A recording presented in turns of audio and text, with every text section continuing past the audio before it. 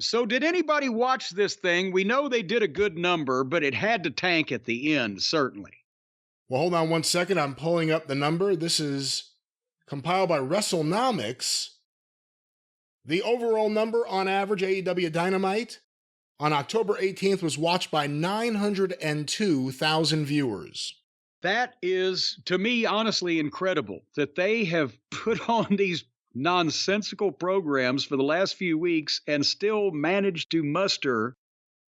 What was the tease? Was enough of the word out there about what Sting was going to do that they wanted to see that? Was there something else that we missed that was important here? Or they were just unopposed again, and a lot of people skipped it last week and felt bad. Not like exactly they had cheated on their spouse. Well, I guess the bigger question is, what was the lead-in? And did anything happen there that would cause this number to be up? Because Jim, quarter 1, 8 to 8:15 p.m., Penta El Zero Miedo versus Jay White with picture-in-picture, 1,000,000 Whoa! 1,000 viewers. Wait a minute, 1,000,000 1,000. 1,000. I can't hardly write that. 1,001. All righty. So they hit their magic million mark. They had 1,000,000 magic marks is what they had. Where did we go from here? Well, that's what I said. Now that all the children have grown up, and how do we spend our time knowing nobody gives us a damn? And that is the highest I remember the opening number being in quite a while. Oh, yeah. Quarter 2, 8:15, 8:30 p.m., the continuation of Penta versus Jay White, Bullet Club Gold's live promo, MJF and the Acclaim backstage, an ad break in the beginning of Emi Sakura versus Hikaru Shida, 931,000 viewers. Okay, we're starting to get back to more realistic numbers here, but 70,000, but for that, my God, you would have thought they'd run off more. Go ahead. Quarter 3, 8:30 to 8:45 p.m., the continuation of Emi Sakura. Now you're questioning yourself. Now I can't say anyone's name. Emi Sakura, or Sakura, whatever her name is. How about Freddie Mercury? Versus Hikaru Shida with picture-in-picture. Adam Copeland's backstage confession with Renee Moxley Good. It's my backstage confession when I tell the world that I love you. And speaking of grassroots, Wardlow versus Ryan Nemeth in the post-match promo, 924,000 viewers. Ouch! They lost people for Edge?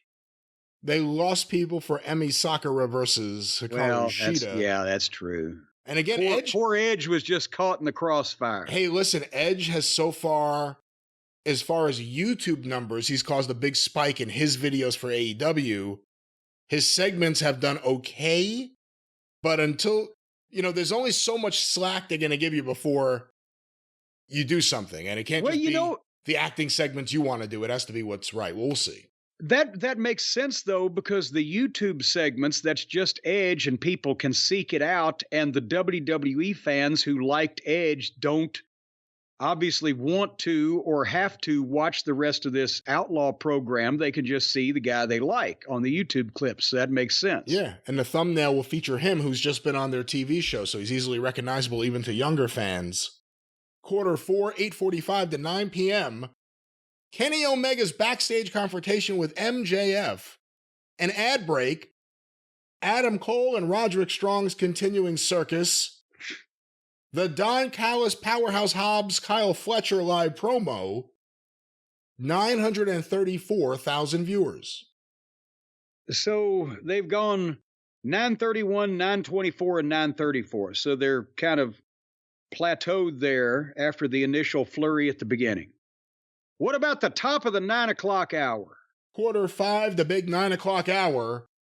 Kenny Omega versus Kyle Fletcher with picture-in-picture and a Danhausen video. Oh, forgot about that. Apparently that's going to be some kind of ongoing segment. Love that Danhausen, so we'll have more silliness to make fun of. Imagine if they did that before he debuted. Everyone gets like these packages after they have been there forever. But 9 to 9:15 p.m., 929,000 viewers. So they lost 5,000 off the, but again, 931, 924, 934, 929. Are they waiting for Sting? Quarter 6, 9:15 to 9:30 p.m.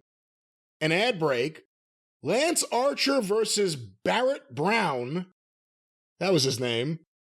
Swerve Strickland and Prince Nana's backstage promo. And Sting's live promo. 892,000 viewers. Oh, God, now apparently they weren't waiting for Sting because they bailed out before he got there. So, all right, I'm looking at the average, and they started with 1 million people, and they spent 4 quarters between 924 and 934. Now they've dropped to 892. There's a little bit more dropping to go to get to that average. What happened in the last two? In quarters 7, 9:30 to 9:45 p.m., Tony Storm and RJ City's silent film with during picture-in-picture ads. Nick Wayne and Nick Wayne's mom, interviewed by Jim Ross. And then Christian Cage comes in the brawl with Darby Allin and everything else that was happening. Orange Cassidy and Chris Statlander's backstage promo. I skipped that. And an ad break. 861,000 viewers. Okay, so apparently which segment was the Maxwell Silver Hammer here that conked the viewers on the head? Was it indeed the Puddin' Gang with Statlander, or was it indeed some of this other foolishness? Well, finally, quarter 8, and we do have a overrun. I'll give you that too with this.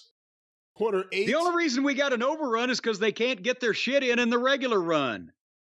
9:45 to 10 p.m., the Dynamite Diamond Ring Battle Royal with picture-in-picture ads.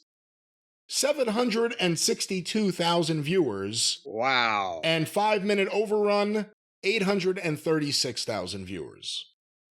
Okay, and I think we've established that also the overrun was people tuning into whatever was scheduled next, because how can a match who loses 100,000 viewers when the people see, oh, that's on?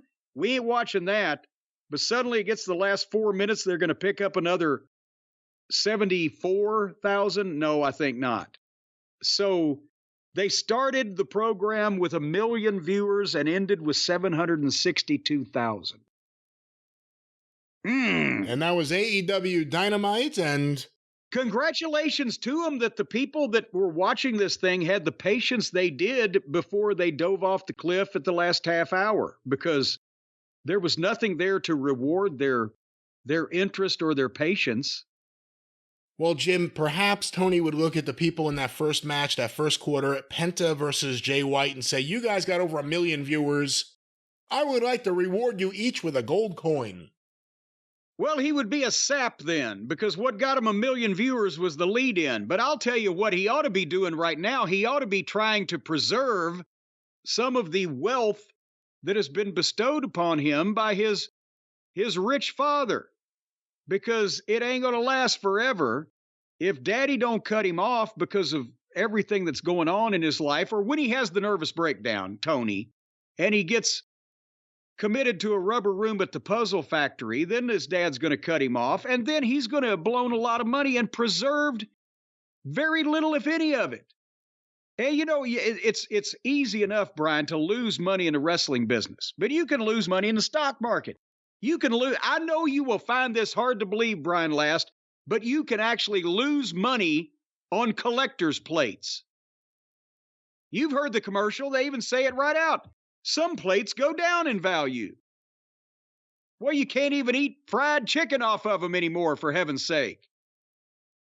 But I'll tell you what you can do to preserve some wealth, to keep something back there in your little rainy day fund, just in case you ever need it. When we talk about governments imploding, nuclear war, zombie apocalypses, most of the currency, let's face it, in the entire world is going to be no good, because it's going to be dependent on the preservation of that particular government, whoever issued that paper. We can't make any forward statements about currency, domestic and abroad, in the future. Well, you never. When the or... apes learn to speak, they're going to be printing brand new shit. Dr. Zaius?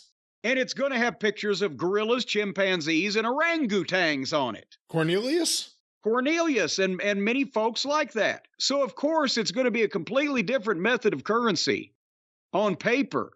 But you can always trust precious metals, because what's the first thing that an ape with the power of speech and a long rifle is going to ask you when he's pointing that rifle at you with your hands up? He's going to say, hey, have you got any precious metals on you? Because that's what they want. So if you need to protect yourself from the apes with guns and the power of speech and have some precious metals to give them when they're holding you up, then you need to go and talk to the people at Nationwide Coins. That's what I'm just telling you. These gorillas mean business. But Nationwide Coins sell government gold at cost. What government, you might say? The government that's going to be in charge when all this goes down.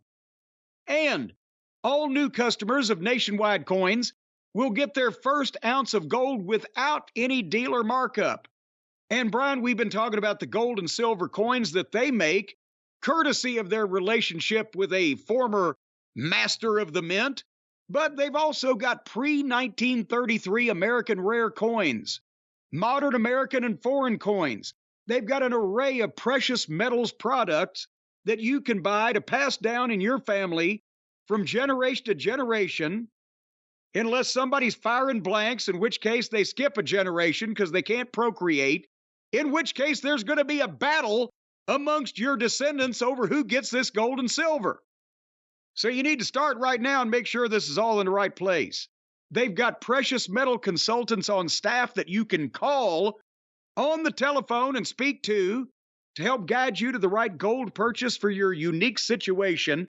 And Brian, you know why the American coins are pre-1933?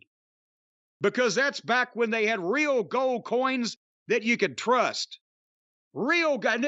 Do you know that the nickels are not even made out of nickel anymore? And we haven't had silver dimes for 50 fucking years. It's a goddamn crime against nature. What are your thoughts on copper? I think, as a matter of fact, I've copped many. Nationwide Coins is one of the nation's leading precious metal firms. And if you want somebody to copper, then they'll copper for you.